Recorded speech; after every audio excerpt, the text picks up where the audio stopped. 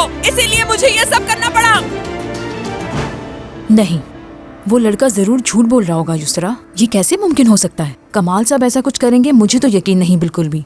वो झूठ क्यों बोलेगा अम्मी? और बताएं वो यहाँ पर क्यों आता? वो कमाल साहब का ही बेटा है।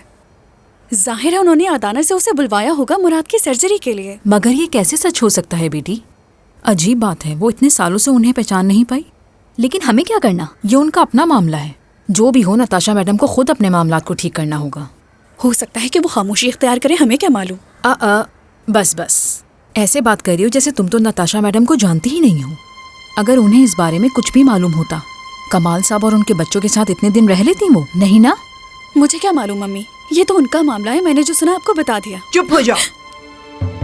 क्या बातें करने को कोई और मौजू नहीं मिला? क्या वो सब झूठ था? भाई का कादिर नाम का तो कोई दोस्त नहीं था स्कूल में। तो ये लड़का कौन है? मुझसे झूठ क्यों बोल रहा है वो?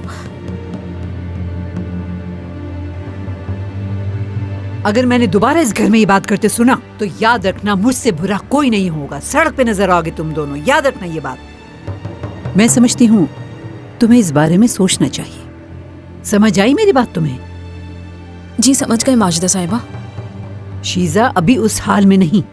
सोचो अगर उसने ये बात सुन ली इस वक्त तो क्या समझेगी वो। एहतियात बरतो। जी समझ गई। माजिदा साहिबा हम तो समझाने की कोशिश मत करो।